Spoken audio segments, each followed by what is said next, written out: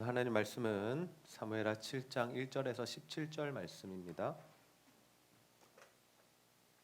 사무엘하 7장 1절에서 17절까지 말씀 우리 한 절씩 교독합니다. 여호와께서 주의 모든 원수를 무찌르사 왕으로 궁에 평안히 살게 하신 때에 왕이 선지자 나단에게 이르되 볼지어다 나는 백향목 궁에 살거늘 하나님의 궤는 휘장 가운데에 있도다. 나단이 왕께 아뢰되 여호와께서 왕과 함께 계시니 마음에 있는 모든 것을 행하소서 하니라. 그 밤에 여호와의 말씀이 나단에게 임하여 이르시되 가서 내 종 다윗에게 말하기를 여호와께서 이와 같이 말씀하시되 내가 나를 위하여 내가 살 집을 건축하겠느냐. 내가 이스라엘 자손을 애굽에서 인도하여 내던 날부터 오늘까지 집에 살지 아니하고 장막과 성막 안에서 다녔나니 이스라엘 자손과 더불어 다니는 모든 곳에서 내가 내 백성 이스라엘을 먹이라고 명령한 이스라엘 어느 지파들 가운데 하나에게 내가 말하기를 너희가 어찌하여 나를 위하여 백향목 집을 건축하지 아니하였느냐고 말하였느냐. 그러므로 이제 내 종 다윗에게 이와 같이 말하라. 만군의 여호와께서 이와 같이 말씀하시기를 내가 너를 목장 곧 양을 따르는 데에서 데려다가 내 백성 이스라엘의 주권자로 삼고 내가 가는 모든 곳에서 내가 너와 함께 있어 내 모든 원수를 내 앞에서 멸하였은즉 땅에서 위대한 자들의 이름같이 내 이름을 위대하게 만들어 주리라. 내가 또 내 백성 이스라엘을 위하여 한 곳을 정하여 그를 심고 그를 거주하게 하고 다시 옮기지 못하게 하며 악한 종류로 전과 같이 그들을 해하지 못하게 하여 전에 내가 사사에게 명령하여 내 백성 이스라엘을 다스리던 때와 같지 아니하게 하고 너를 모든 원수에게서 벗어나 편히 쉬게 하리라. 여호와가 또 내게 이르노니 여호와가 너를 위하여 집을 짓고 내 수완이 차서 내 조상들과 함께 누울 때에 내가 내 몸에서 날 내 씨를 내 뒤에 세워 그의 나라를 견고하게 하리라. 그는 내 이름을 위하여 집을 건축할 것이요 나는 그의 나라 왕위를 영원히 견고하게 하리라. 나는 그에게 아버지가 되고 그는 내게 아들이 되리니 그가 만일 죄를 범하면 내가 사람의 매와 인생의 채찍으로 징계하려니와 내가 내 앞에서 물러가게 한 사울에게서 내 은총을 빼앗은 것처럼 그에게서 빼앗지는 아니하리라. 내 집과 내 나라가 내 앞에서 영원히 보존되고 내 왕위가 영원히 견고하리라 하셨다 하라. 함께 읽습니다. 나단이 이 모든 말씀들과 이 모든 계시대로 다윗에게 말하니라. 아멘. 아멘. 다윗이 드디어 온 이스라엘의 왕이 됩니다. 이제 하나님께서 그를 목동에서 목자였죠. 양을 치던 목동에서 온 이스라엘을 다스리는 한 나라의 왕으로 삼으셨습니다. 굉장한 인생의 변화가 있었고 이제는 정말 안정적으로 그리고 이제는 정말 높은 자리에서의 삶을 살아가게 되죠. 그런데 그가 왕이 된 이후에 했던 모습들, 하나님 앞에 서 있었던 그 자세들을 보면 좀 특이한데요. 그가 왕이 되었음에도 불구하고 자신의 나라를 다스리면서 자신의 뜻과 계획대로 또 자신의 판단대로 할 수 있음에도 불구하고 이 다윗이 했던 일이 뭐냐면 하나님께 물어보는 일이었습니다. 블레셋이 쳐들어왔을 때 이 다윗이 어떻게 하냐면 하나님 내가 저들과 싸우리까 올라가리까 그리고 내가 저들과 싸우면 이기겠습니까? 여러분 다윗이 질 것 같아서 물어본 것 아닙니다. 다윗은 이길 자신이 있었고요. 지금 다윗은 예루살렘 성을 정복했고요. 그리고 다윗의 군대의 사기가 오를 대로 오른 굉장히 잘 나가던 그런 때였습니다. 여러분 그때 하나님 앞에 묻기가 쉽지 않습니다. 왜? 그냥 내가 하던 대로만 해도 잘 되니까. 그런 느낌 아시죠? 혹시 그런 느낌 가져보신 적 있습니까? 내가 뭐 하나님께 굳이 기도 안 해도 나는 뭐 시험 잘 치니까 공부 잘하니까. 내가 굳이 뭐 하나님께 기도하지 않아도 하나님께서 내 삶에는 언제나 역사하셨으니까 나는 그냥 해도 되겠지라는 생각을 할 수 있습니다. 그런데 다윗은 하나님께 계속 물어봤다라는 거죠. 그 이유가 뭐냐면 다윗은 자신이 왕이 되었지만 실제적인 왕은 하나님으로 모시고 살았다라는 겁니다. 내가 왕이 아니라 누가 왕이라는 겁니까? 하나님이 왕이시다라는. 그래서 하나님이 왕이시면 뭐가 가능하냐면 하나님께 물어보는 게 가능한 겁니다. 내 뜻대로 하지 않고 하나님께 묻는 거죠. 그렇게 하나님을 사랑했던 다윗, 그 다윗이 이제 언약궤를 다윗성으로 옮겨온 다음에 어떤 한 가지 생각이 드냐면 참 여호와의 궤에 대한 그 미안한 감정, 하나님에 대한 죄송스러운 마음이 생깁니다. 하나님께서 다윗을 평안하게 만드셨다라고 합니다. 대적들을 다 무찌르시고 이제 그 인생 가운데 어려움이 없게 하셨습니다. 근데 그때 다윗에게 들었던 마음이 뭐냐? 하나님을 향하여 일어났던 불타는 마음이 뭐냐? 사무엘하 7장 2절 말씀 우리 함께 한번 읽어보겠습니다. 시작. 왕이 선지자 나단에게 이르되 볼지어다 나는 백향목 궁에 살거늘 하나님의 궤는 휘장 가운데에 있도다. 아멘. 무슨 말씀이죠? 다윗이 사는 집은 누가 지어줬습니까? 두로 왕 히람이 지어줬죠. 백향목을 가지고 목수와 석수들을 보내서 그 집을 떡하니 멋지게 지어주었습니다. 다윗이 이제 좋은 집에 삽니다. 좋은 아파트에 살고 있는 거죠. 근데 다윗의 마음에 자꾸 걸리는 게 있어요. 뭐가 걸려요? 하나님의 궤가 천막에 있는 거예요. 성막에 있는 거예요. 장막에 있는 거예요. 여러분 아직까지는 여러분이 그럴 나이나 어떤 사회적 지위가 아니지만 나중에 직장에 취직하고 또 자리를 잡고 좋은 아파트에 살게 되고 부유한 삶을 누리게 될 때 내 아버지나 어머니가 그런 삶을 살지 못하는 모습을 보면 마음이 아플 수가 있어요. 나는 50평, 60평 큰 집에 살고 좋은 차 타고 살고 누리면서 사는데 부모님 여전히 걸어 다니시고 집도 좀 작으시고 불편하게 사신다 그러면 자녀로서 그런 마음 가질 수 있다라는 거죠. 마찬가지입니다. 다윗은 하나님을 사랑했잖아요. 그리고 다윗은 하나님을 왕으로 모셨잖아요. 근데 자신의 집은 너무 좋은 겁니다. 그리고 자신은 평안해진 겁니다. 하나님 은혜를 받은 겁니다. 근데 지금 하나님의 상황이 어떠하냐고요? 하나님은 너무 초라한 곳에 계시다라는 거죠. 이제 자신의 집과 비교해 보니까 하나님의 집이 너무 형편없는 거죠. 그래서 하나님의 집을 건축하고 싶어 하는 마음을 다윗이 가지게 됩니다. 참 귀한 마음이죠.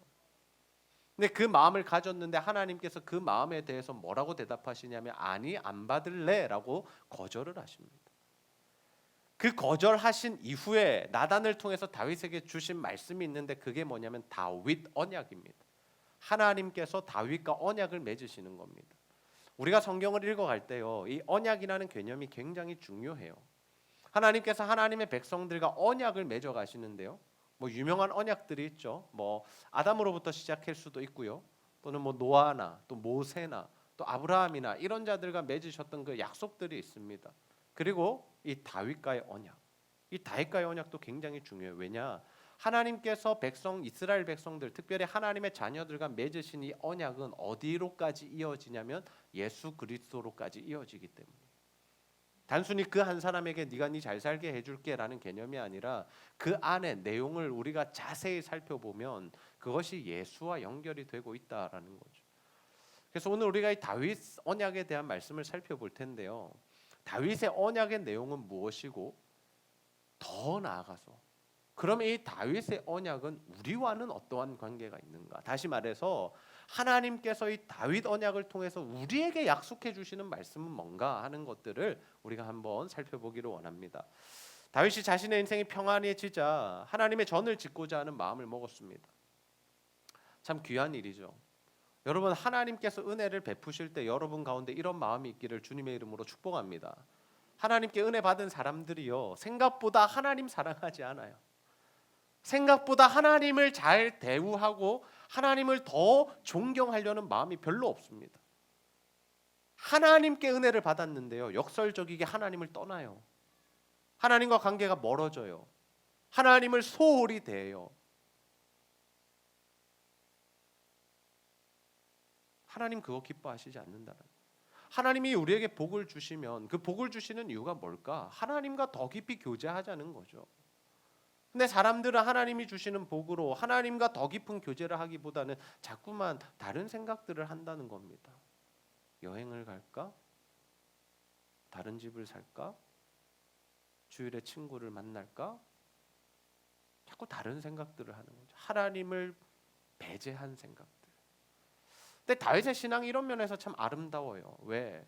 다윗은 힘들 때도 하나님을 의지했지만 사울이 자신을 죽이려 할 때도 하나님을 경외했지만 자신이 잘 될 때에도 편안할 때에도 복 받았을 때에도 은혜를 누릴 때에도 하나님을 사랑하고 하나님을 향한 마음이 있었다라는 거죠.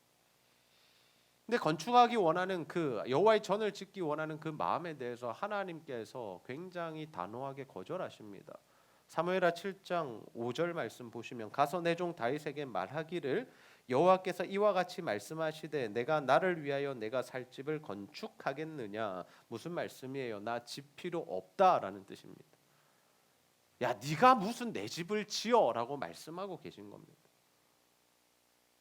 근데 하나님께서 어떤 말씀하시냐면 나는 이스라엘 백성들이 출애굽한 그때부터 지금까지 네가 내 집을 지어주겠다고 한 그때까지 나는 성막 안에 거했어. 그리고 나는 이스라엘 백성들과 함께 했어라고 말씀하고 계시죠. 여러분, 여호와의 언약궤와 성막이 항상 어디에 있었냐면요, 40년 이 광야 생활을 하는 동안 이스라엘 진영의 정중앙에 있었습니다. 무슨 말씀이냐? 하나님께서 그들 가운데 함께 하셨다라는 겁니다. 하나님은 그걸 가장 귀하게 생각하신다라는 거죠. 하나님은 하나님의 백성들 안에 거하기를 원하십니다. 아멘입니까? 하나님 여러분 안에 거하기를 원하세요. 여러분 마음속에 거하기를 원하세요. 그게 가장 키포인트예요. 하나님께서 우리에게 뭘 원하신다? 우리 안에 거하기 원하신다. 우리의 주인 되기를 원하시고 우리가 하나님 앞에 날마다 물으며 사는 그 인생을 살아가기를 원하신다. 하나님께 뭘 더 드릴까? 더 멋지게 헌신할까? 어떻게 하면 내가 주님을 위해서 살까? 이 고민도 중요한데 그것보다 더 근본적인 게 뭐냐면 하나님이 내 마음에 계시고 내 안에서 살아서 일하시도록 그 자리를 내어드리는 것, 주인의 자리를 완전히 하나님 앞에 올려드리는 것, 그것이 하나님 가장 기뻐하시는 일이다라는 거죠. 그래서 신약에 보면요, 우리를 교회라고 부릅니다. 거룩한 성전이라고 부릅니다. 우리 자체가 하나님이 거하시는 곳이 된 겁니다. 그리고 두세 사람이 내 이름으로 모인 곳에 내가 그들과 함께 하겠다라고 말씀하시죠. 여러분, 우리가 이렇게 모여서 예배 드리는 것 자체가 우리가 교회고 우리 자체가 하나님 앞에 영광을 올려드리는 일이다라는 거죠. 그럼 교회 건물은 필요 없느냐? 그건 아닙니다. 여러분, 많은 사람들이 교회 건물에 대해서 회의론적으로 이야기하는데요, 그렇지 않아요.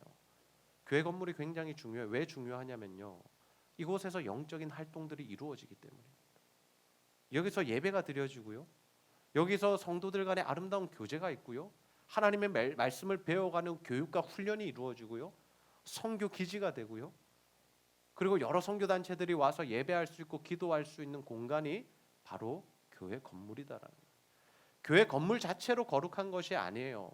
여러분 옆에 있는 반올림 피자집은 세속적이고 제자들 교회는 거룩하다, 그런 거 아닙니다. 그러나 우리가 여기서 모여서 하는 활동들, 주의 이름으로 모이고 예배하고 교육받고 헌신하고 선교하고 전도하는 일들을 이곳에서 하기 때문에 우리가 이곳에 대해서 관심을 가지고 하나님의 전으로서 우리가 아름답게 갖고 갈 수 있어야 한다라는 거죠. 성전을 건축하기 원하는 다윗의 마음을 거절하셨습니다. 하나님께서. 마상이죠. 다윗이 마음의 상처를 받았을 것 같아요. 마상. 모르십니까 혹시? 동현 형제 모르는 것 같은데. 마상 배우세요. 마상, 마음의 상처입니다.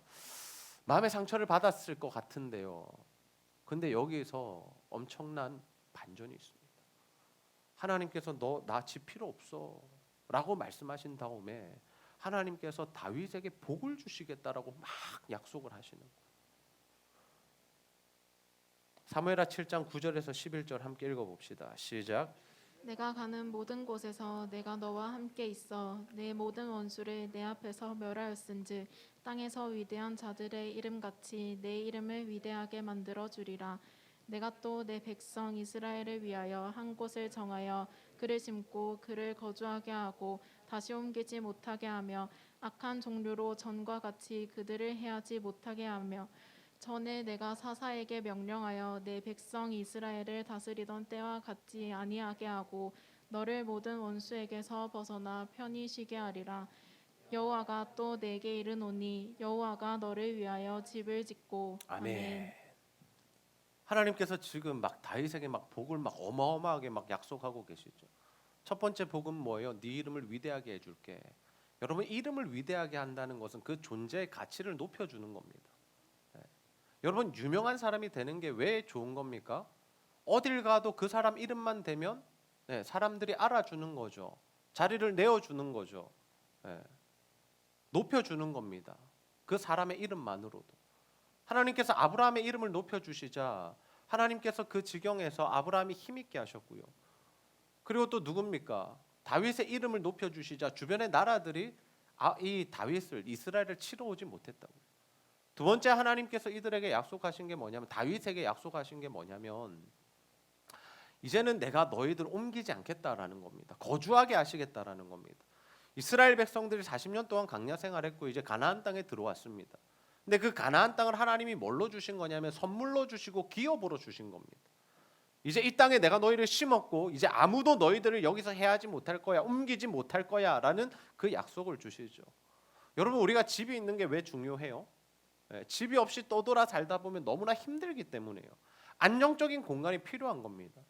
하나님이 이스라엘 백성들에게 이 안정적인 공간을 주시겠다라는 겁니다. 이제는 여기가 너네 집이야. 이 가나안 땅에서 이제는 옮기지 않아도 돼. 아무도 너희의 땅을 못 뺏을 거야라고 말씀하시죠.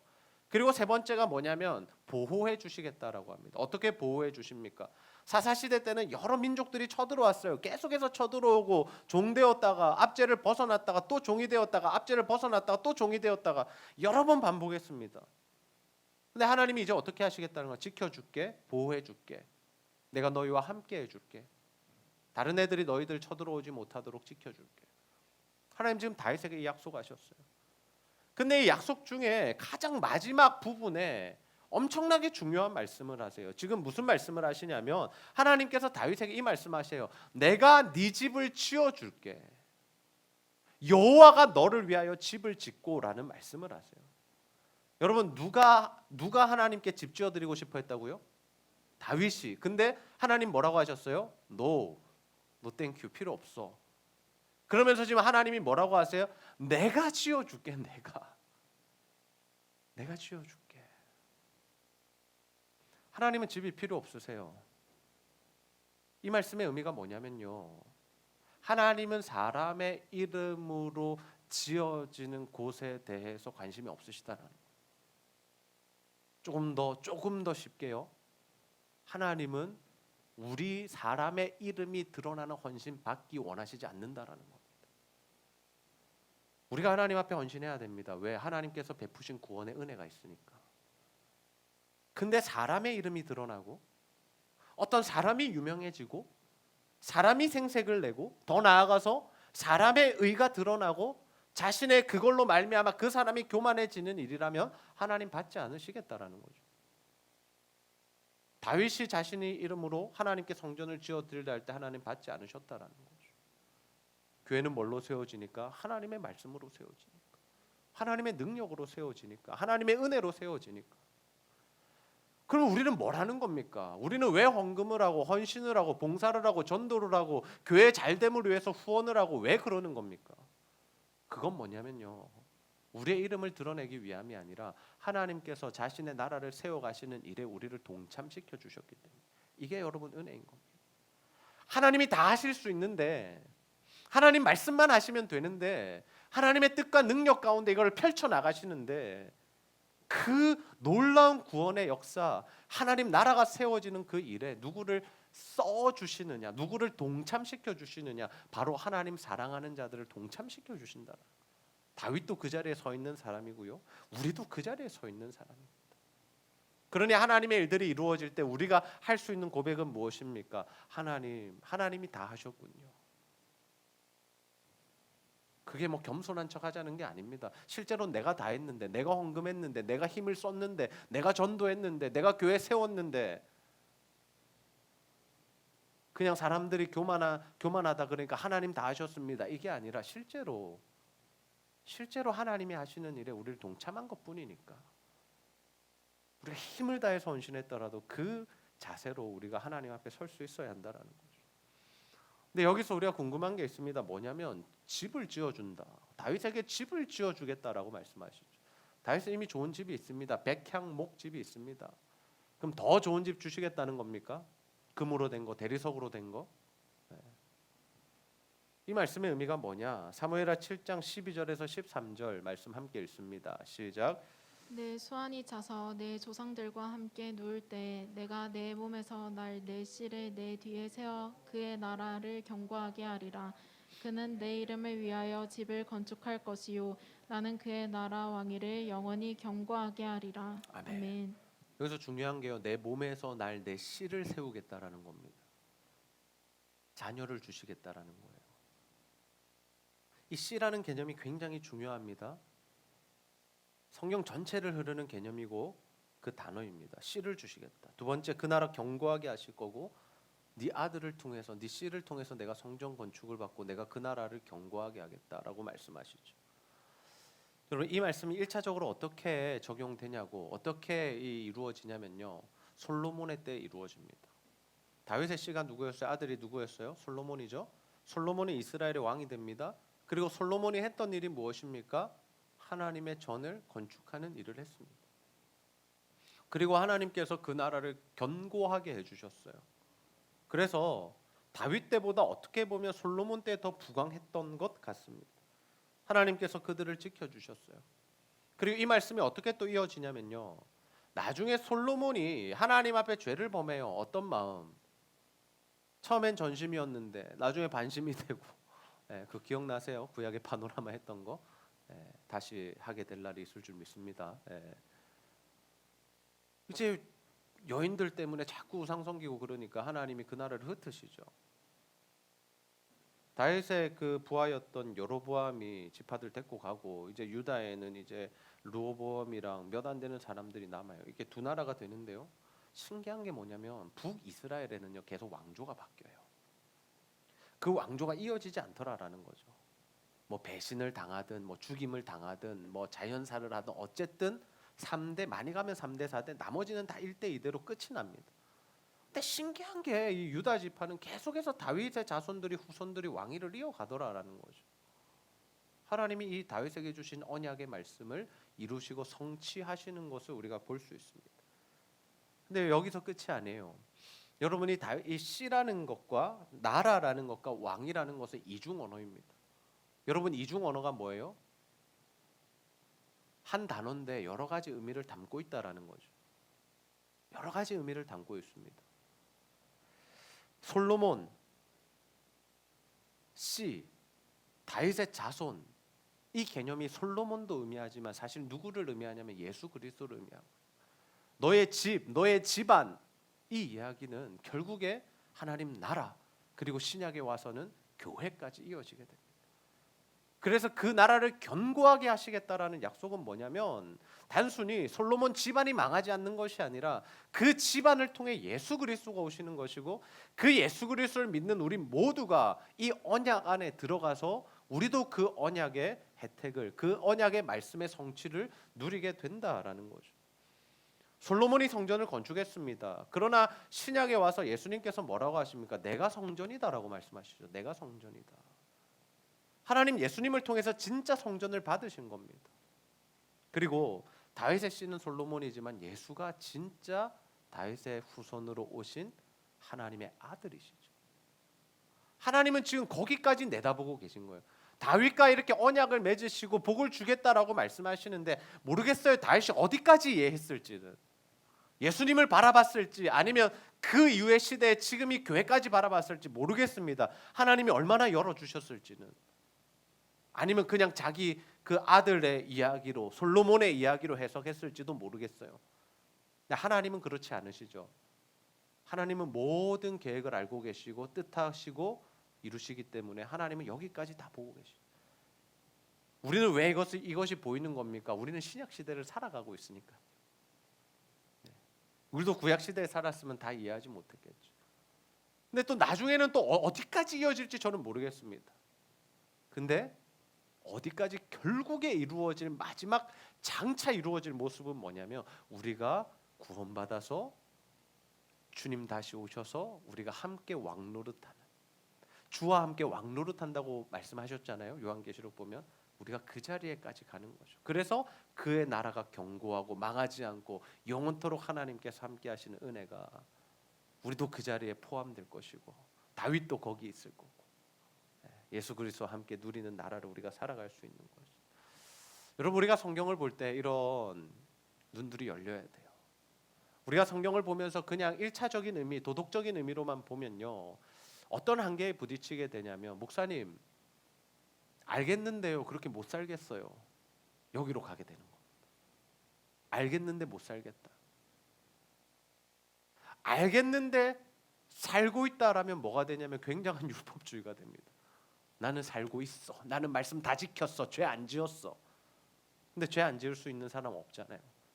그래서 정직하게 말해서 우리가 이 말씀들을 볼 때마다 찔리는 이유가 그겁니다. 왜? 나는 이렇게 못 살고 있으니까. 예수님께서 말씀하시잖아요. 야, 니네 음란한 생각만 해도 간음한 거야? 너네 누구를 미워하기만 해도 살인한 거야? 여기 해당 안 되는 사람 누구 있냐고요. 오늘도 여러 명 죽이셨죠? 어제도 죽이셨죠? 예. 경민이 막 웃고 있습니다 지금. 예. 여러 명 살인했습니다. 죽인 사람 또 죽이고 그랬을 거예요. 무슨 의미냐면요, 하나님 말씀을 우리가 다 지킬 수는 없다는 거예요. 물론 지켜가야 하지만. 그래서 이 하나님의 말씀을 문자적으로만, 도덕적으로만 해석하면 우리는 그냥 계속 정죄감만 받을 뿐이라고요. 근데 이 하나님의 말씀을 그리스도 안에서 해석해질 때, 모든 말씀을 우리가 그리스도를 통과해서 해석할 때 이 말씀은 우리에게 은혜의 말씀으로 오는 겁니다. 하나님께서 다윗과 언약을 맺으시면서 예수님의 오심을 보여주고 계십니다. 그리고 그 예수님이 오셔서 그 예수님 안에 있는 우리들, 모든 하나님의 백성들에게 이 동일한 언약의 성취를 허락하신다라는 거죠. 우리가 혈통적으로는 다윗의 혈통이 아닙니다. 유대인이 아니잖아요, 그죠? 우리 한국 사람이잖아요. 네. 그러나 우리가 어떻게 아브라함의 자손, 또 우리가 다윗의 자손이 될 수 있느냐? 예수를 믿는 자들은 구원을 받고 하나님의 자녀가 되고요. 그리고 사도 바울의 말처럼 이제는 육신의 할례나 아브라함의 혈통, 유대인의 혈통이 중요한 게 아니라 영적인 할례가 필요하고 마음의 할례가 필요하고, 그래서 주를 믿는 자들은 이제 새롭게 하나님의 가족이 된다라는 이 말씀에 의해서 우리가 이 다윗 언약이 우리에게 임하는 놀라운 은혜를 받게 되었다라는 거죠. 그러면 이 말씀은 우리에게 어떻게 해석할 수 있을까요? 어떻게 적용할 수 있을까요? 여러분, 항상 이게 중요합니다. 하나님의 말씀을 우리가 읽었어요. 묵상했어요. 설교를 들었어요. 그래서 하나님의 뜻과 계획을 알겠어요. 그 다음이 중요한 게 뭐냐면, 그러면 이게 우리에게는 어떤 의미가 있냐라는 거죠. 그래서 나에게는 어떤 의미가 있는가? 우리는 예수 그리스도의 몸된 지체로서 교회를 이룬 자들입니다. 우리는 교회입니다. 그래서 다윗의 성취가 우리에게까지 이어지고 그 예수님의 왕위가 영원하다라는 거죠. 그래서 성도는요, 공격을 받을 수 있어요. 교회는요, 흔들릴 수 있습니다. 시대적으로도 수많은 어려움들이 있었고 수많은 공격들이 있었어요. 그러나 교회가 무너졌습니까? 그러나 예수 믿는 사람들 구원받지 못하는 일이 있나요? 그렇지 않다라는 거예요. 하나님께서 우리를 택하셨기 때문에, 우리가 하나님의 이 언약 안에 있는 백성이기 때문에 하나님은 우리를 끝까지 구원해 가신다는 사실, 여러분 믿으시기를 바랍니다. 로마서 8장의 말씀 기억하십시오. 어떠한 기근이나 핍박이나 환난이나 적신이나 또 우리를 공격하는 어떠한 악한 세력들이 있더라도 하나님의 사랑 안에서 우리를 끊어낼 수 없다. 여러분, 우리가 그 은혜로 사는 겁니다. 영원히 함께 하시는 그 하나님의 은혜를 우리가 받은 자들입니다. 때로는 여러분 흔들릴 수 있어요. 너무 삶이 힘들다 보면요, 여러분 흔들릴 수밖에 없어요. 죽고 싶을 수 있습니다. 삶을 포기하고 싶을 때도 있어요. 그러면서 내가 주님을 좀 떠난 것 같이 느껴질 수도 있고, 주님과 멀어졌다라고 생각될 수도 있고, 기도도 되지 않고 말씀 읽기도 싫고 설교 듣기도 싫을 때도 있습니다. 그러나 기억하십시오. 하나님께서 여러분을 선택하셨다라면 하나님께서 여러분을 결국에는 구원의 길로 인도하실 것입니다. 아멘입니까? 여러분, 이 믿음 가지고 사세요. 그래서 정말 힘들어서 주님 떠나 있다고 생각되는 그때라도 다시 우리가 돌아올 수 있는 근거가 뭐냐? 이 은혜 언약인 겁니다. 하나님께서 나와 영원히 함께 하신다는 그 약속, 내가 너를 자녀 삼았고 내가 너를 잃지 않겠다라는 그 약속을 우리가 받았기 때문에 우리가 다시 돌아올 수 있는 거죠.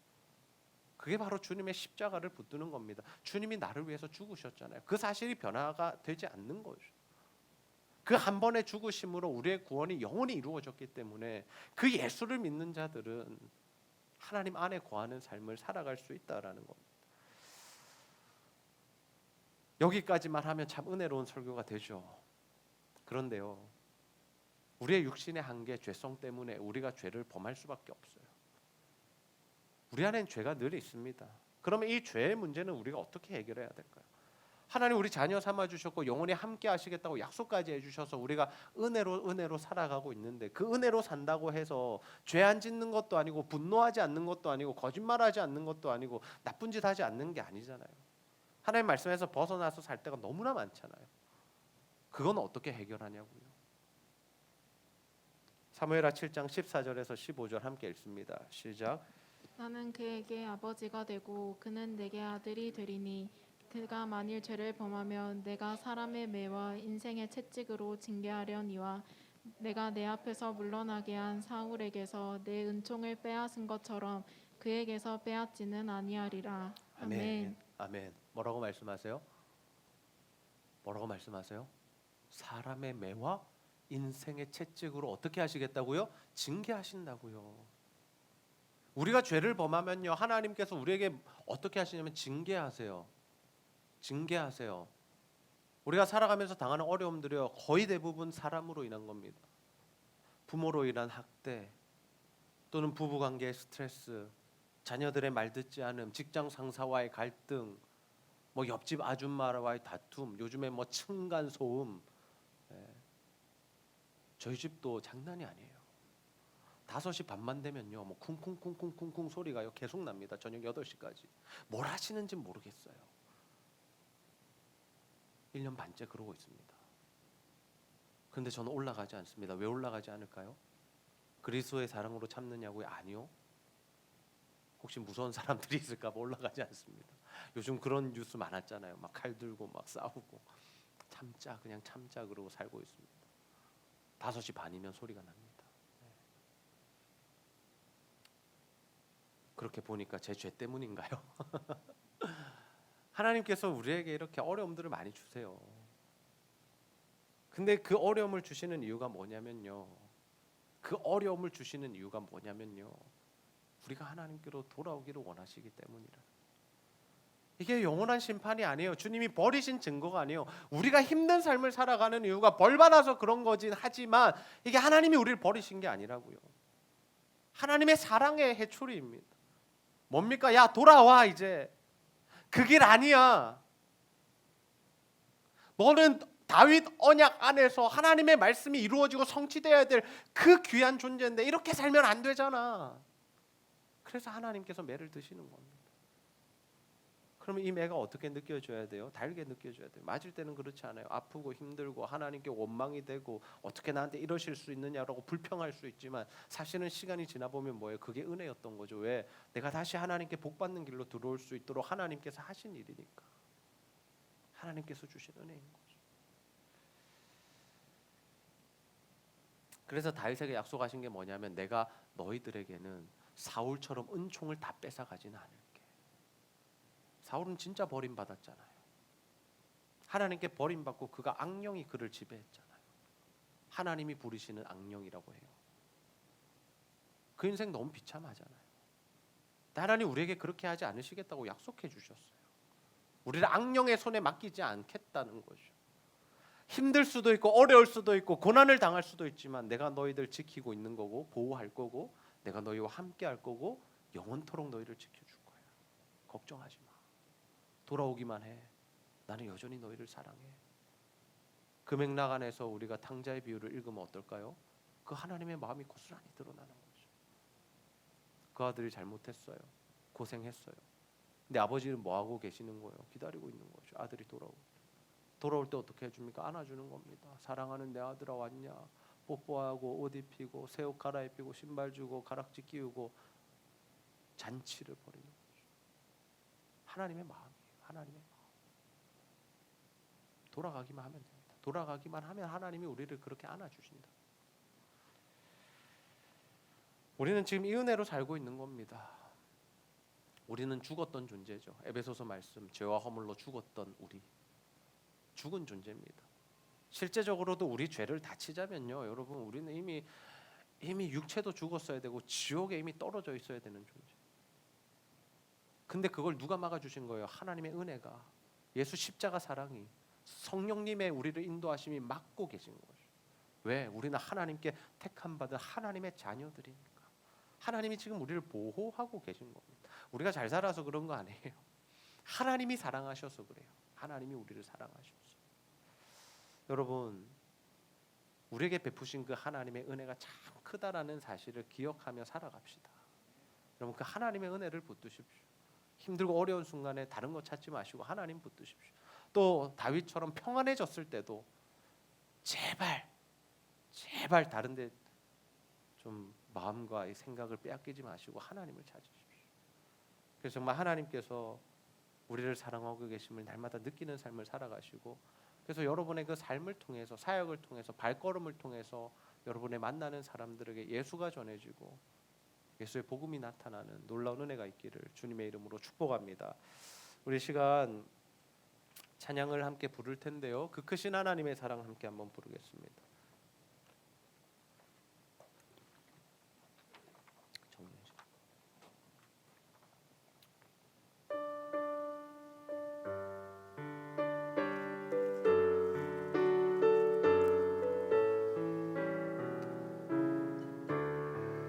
그 크신 하나님의 사랑 말로 다 형용 못하네. 저 높고 높은 별을 넘어 이 낮고 낮은 땅 위에 죄범한 영혼 구하려 그 아들 보내사 화목죄물 삼으시고 죄 용서하셨네.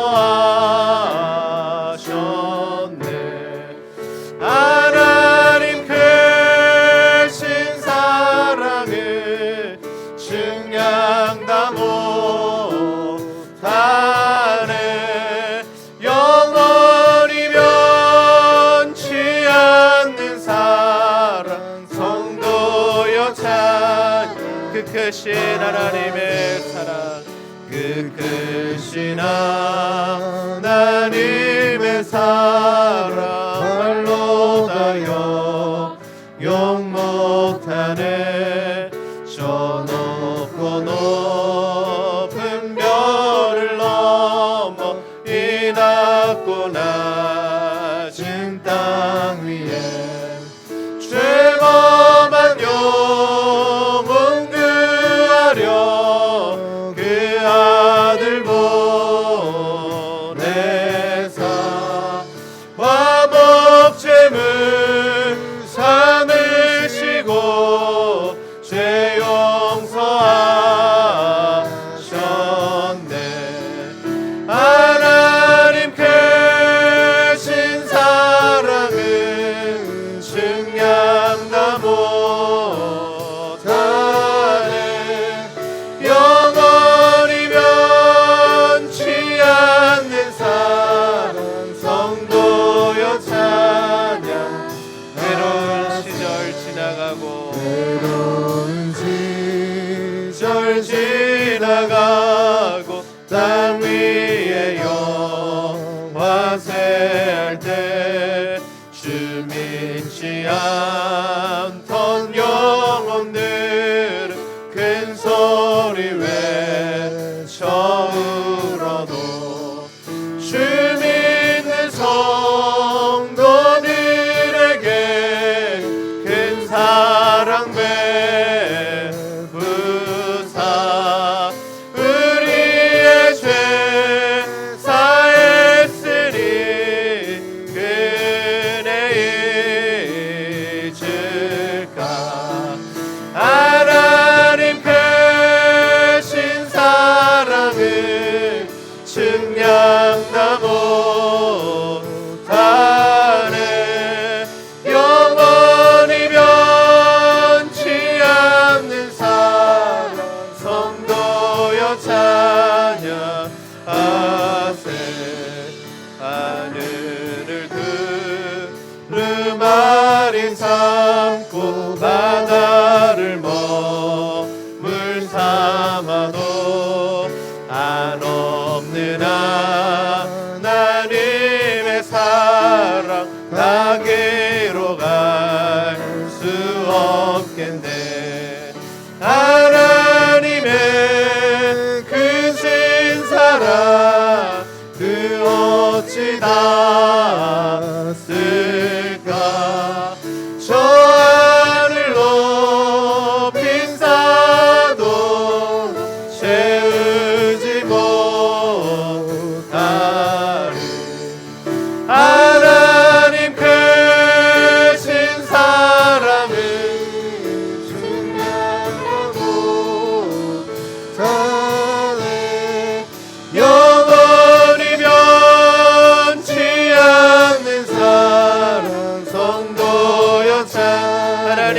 크신 사랑을 하나님 크신 사랑을 증량다 못하네 영원히 변치 않는 사랑 성도여 찬양하세. 우리 시간 말씀 붙들고 한번 기도합시다. 하나님께서 우리에게 복 주시고 하나님 우리를 평안케 하실 때에 우리가 죄를 범하며 하나님을 떠나는 것이 아니라 더욱 하나님을 찾으며 하나님과 동행하는 우리의 삶이 되게 하여 주시옵소서. 하나님께서 가장 기뻐하시는 일, 가장 원하시는 일이 우리와 함께 하시고 우리 안에 거하기를 원하시고 우리와 동행하기를 원하시고 우리와 교제하기 원하신다는 것 우리가 기억하면서 정말 날마다 주와 동행하는 삶 살게 하여 주옵소서. 하나님께 물어보는 인생 되게 하시고 주의 음성을 듣는 인생이 되게 하시고 주와 함께 동행하며 교통하며 교제하는 우리의 삶이 되게 해달라고 우리 하나님 앞에 간절히 한번 기도하도록 하겠습니다. 아버지 하나님 감사합니다. 주의 아버지 하나님 오늘도 하나님 말씀을 통하여 하나님 우리에게 주신 이 언약의 말씀을 붙들게 됩니다. 아버지 하나님 우리 가운데 함께하여 주시고 주의 아버지 하나님 주의 은혜로 살아갈 수 있도록 하나님 인도하여 주시옵소서. 하나님 우리를 평안케 하실 때 하나님을 바라보기 원합니다. 아버지 주시는 은혜가 하나님 주시는 사랑이 아버지 하나님 우리 가운데 하나님 하기를 원하오니 주의 아버지 하나님 역사하여 주시옵소서. 하나님 가장 기뻐하시는 일이 우리 안에 거하시는 일인 줄로 믿습니다. 하나님 날마다 우리와 함께하여 주옵소서. 아버지 하나님 날마다 하나님 우리와 함께하여 주시옵소서. 하나님 우리의 주인이 되어주시고 우리의 왕이 되어주시고 아버지 마음껏 우리 가운데 역사하여 주시기를 소원합니다. 아버지 하나님 나의 왕의 자리 하나님께 드립니다. 내 중심으로 살아갔던 것들 하나님께 올려드리며 아버지 하나님 이제는 주님을 주인으로 모시고 살아가기 원하오니 주의 아버지 하나님 인도하시고 하나님 역사하여 주시옵소서. 내 안에 하나님 역사하시고 내 안에 하나님 일을 행하시고 하나님 날마다 하나님 우리 가운데 동행하시고 아버지 하나님 역사하여 주시옵소서. 하나님 은혜 가운데 하나님 인도하여 주시옵소서. 아버지 하나님 도와주옵소서. 우리 계속해서 다시 한번 기도할 때 하나님 나에게 일어난 모든 일이 하나님의 은혜임을 고백합니다.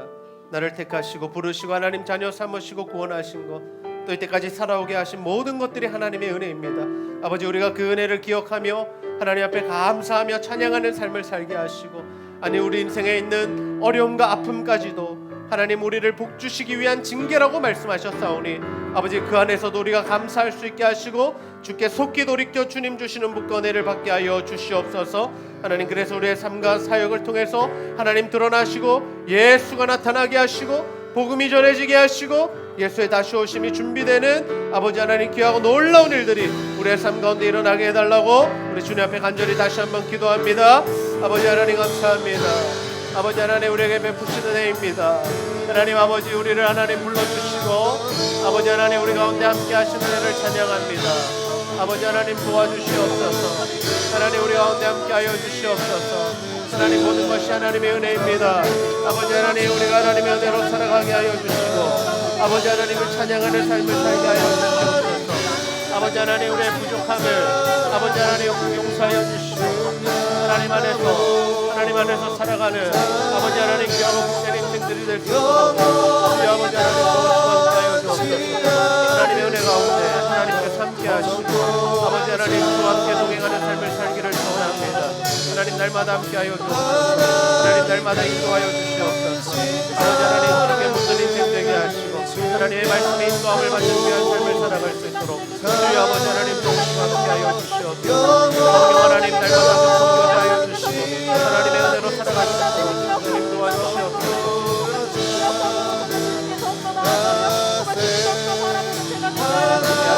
하나님 은혜를 더하여 주시옵소서. 하나님 날마다 하나님 동행하여 주시옵소서. 하나님 성령을 함께하여 주시옵소서. 하나님 주신 은혜와 복들을 누리며 살게 하시고 하나님 받는 길을 걸어갈 수 있도록 하나님 역사하여 주옵소서. 하나님 은혜를 더하여 주옵소서. 아버지 붙드시기를 원합니다. 하나님 역사하여 주옵소서. 오 주의 하나님 중요하다고 주여 아버지 하나님 은혜를 더하여 주옵소서. 하나님 날마다 동행하여 주옵소서. 하나님 은혜 가운데 살아가게 하여 주옵소서. 아버지 고난의 때에 주님을 찾게 하시고 하나님의 은혜로 회복되게 하시고 아버지 하나님 크신 사랑을 아버지 하나님 증량하고 아버지 하나님 고통을 통하여 하나님 감사 복주시기 원하시는 그 하나님의 마음을 하나님 우리가 알게 하여 주시옵소서. 아버지 하나님 정말 우리를 사랑하셔서 주시는 은혜를 기억하며 하나님 주 안에 새롭되며 주께서 주시는 복을 받아 누리시는 곳 하나님 역사하여 주옵소서. 하나님 역사하여 주옵소서. 하나님 은혜를 더하여 주시옵소서.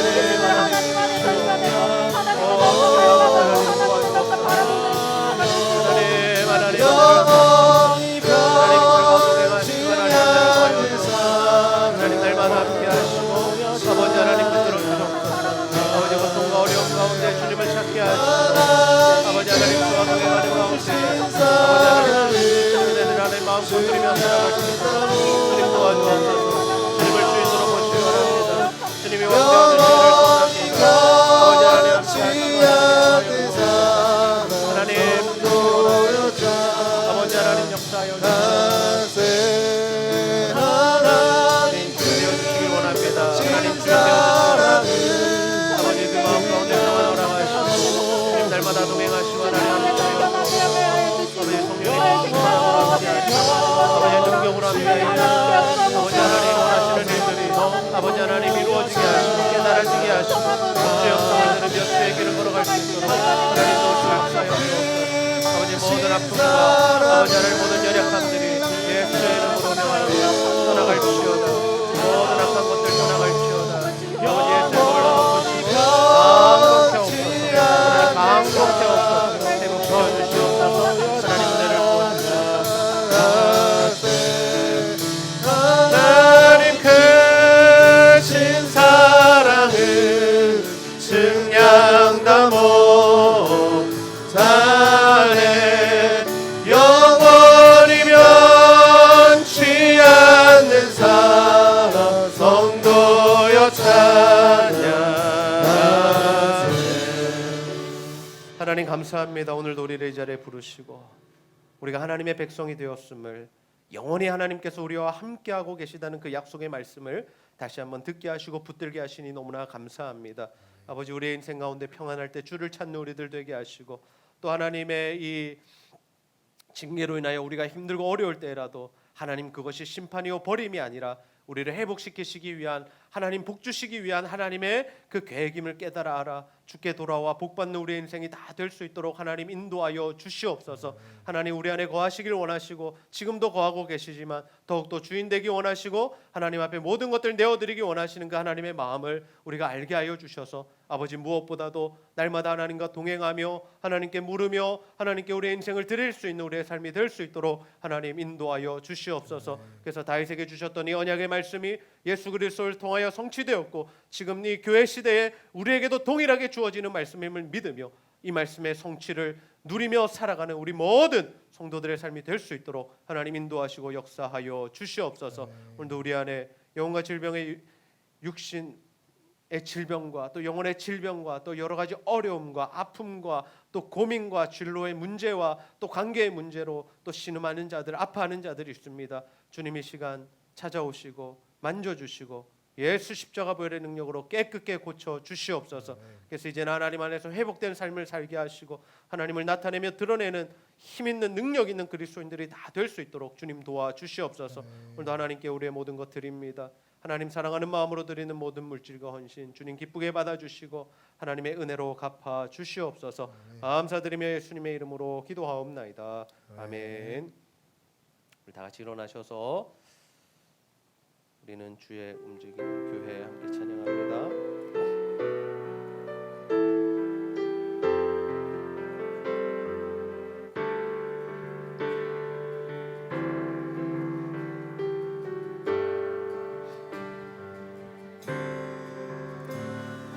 우리는 주의 움직이는 교회 이곳은 주님을 위한 자리 내가 기도하는 모든 땅 위에서 하나님 예배받을 그날을 고대하네 나의 노래로 주님의 성전